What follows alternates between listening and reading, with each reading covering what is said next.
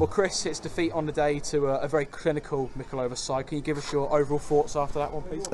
Yeah, I thought we started a bit slowly again, which has become a bad habit. Conceded the goal, and I actually thought we did all right first half. You know, we sort of had one or two chances before we scored. Asked them one or two questions. Got an equaliser, went in at half time. You know, really happy. You know, I thought we had a spring in our step. But it was a killer losing Luke, wasn't it? You know, just before half time, centre half.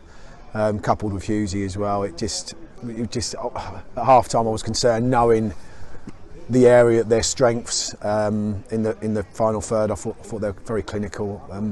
To be fair, they won the game in a 15-minute spell, didn't they? Got 3 goals, and you know, I've got to give the boys credit though. Last week I did come from a bit, but you know, they kept going to the end, and it was tough going out there for that last half an hour, but they dug in and they just kept going, and give them a bit of credit. I mean, I will say this, I thought Rod was absolutely outstanding. I thought he was a breath of fresh air for us today.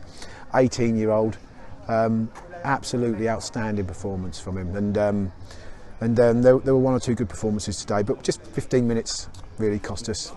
You started off with that back 5, you obviously shuffled things around when Luke had to go off injured, and obviously looking at your bench you had 4 attackers, no defensive reinforcements. Just how much of an impact did that moment have? Yeah, you know, Innie was obviously in the squad, but he pulled out hamstring, so it's another injury, wasn't it? So, you know, coupled with obviously with Hughesy's injury and then Luke getting injured, Evan obviously left us a couple of weeks ago. 4 centre halves unavailable.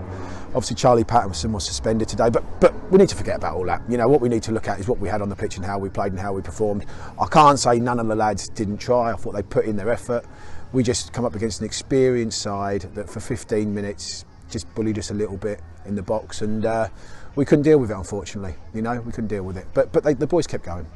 The second goal was obviously a very contentious penalty decision, to say the very least. He did go down very easily, but ultimately, you know, we've given the referee a decision to make, haven't we? Yeah, you know, it's one of them ones where I think if it's not given for you, you'd be upset. If it's given against you, you're upset. So I just thought the referee had a decent game, to be honest with you. I thought he kept on top of it. I thought they got frustrated over a couple of things, but I think you could tell when someone's injured and when they're not. But overall, you know, they just, yeah, you know, the penalty came at a bad time. I mean, look, there's never a good time to concede a penalty, but we come in at half time on a bit of a high, and then we come out and, like I said, them first 15 minutes just tough.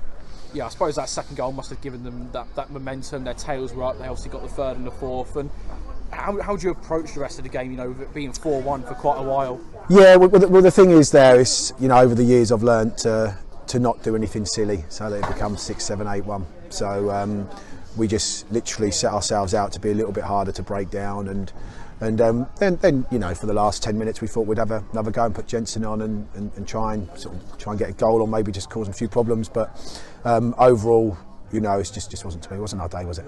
You mentioned Roddy McGlinky a moment ago, a full 90 for him on his debut. How did that move sort of come about, and what are you expecting from him for the rest of the season? Yeah, I mean, it nearly happened a couple of weeks earlier, but he's come in, and I just think he's in centre midfield. We're a little bit light in that area, as we are in 1 or 2 areas, to be fair, but he's just so polished. I've got no doubt at all that, you know, he'll go on in the game, because I thought he was outstanding today. I thought he stood up to him at 18 as well. Just brilliant signing for us, and he'll be with us to the end of the season. So I'm delighted with that. You know, so you know, he's just a great lad and a good player. So I'm pleased to have him. Moving on, then, you've got 10 days now until the Russia Olympic game. How do you plan to use that time in the build up to that one? Yeah, I mean, the one thing I don't want to keep doing all the time is bringing players in and just changing it all the time. You know, I want to try and have a settled team, you know, and have some sort of continuity for us to build the bridges with the fans and the players. But it's just becoming harder and harder. You know, you feel like you have to. Like Hugh can lose you. I think we're talking weeks, not days.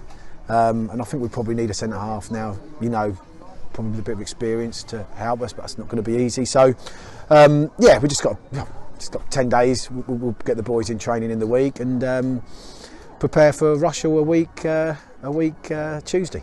Well, thanks for your time, Chris. We'll see you next time. Thank you. You're watching AFCRDTV. The final scoreline in Hayden Road for this Saturday afternoon. AFC Rushden Diamonds 1, Mickleover 4.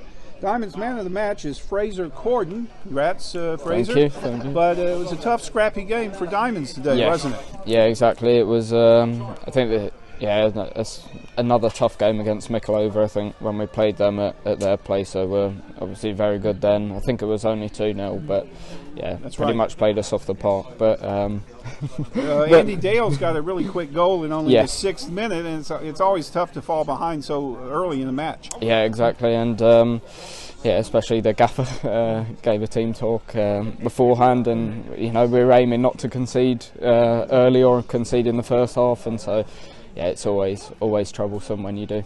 But Diamonds, you held your composure and played really well the rest of the first half. Yeah. I always like to say the worst time to give up a goal is right before halftime. Yeah. So, of course, the best time to score a goal is right before halftime. And, indeed, Diamonds scored in like the 3rd added minute at the end of the first half. But what did you make of that goal by Bogdan Marian, his first goal for Diamonds? Yeah, obviously, important score before halftime.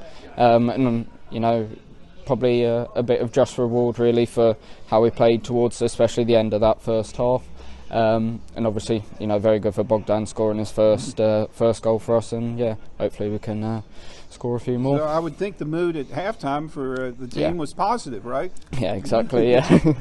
Yeah. And so what did the manager Chris Nunn otherwise prepare the team for in the second half? Yeah, it was exactly that. Obviously positive going in. We obviously knew scoring just before half time they would be obviously quite hurt conceding, so we were expecting them to come out quite fast, so it was really just sort of preparing for that and seeing if we could build upon sort of a better position.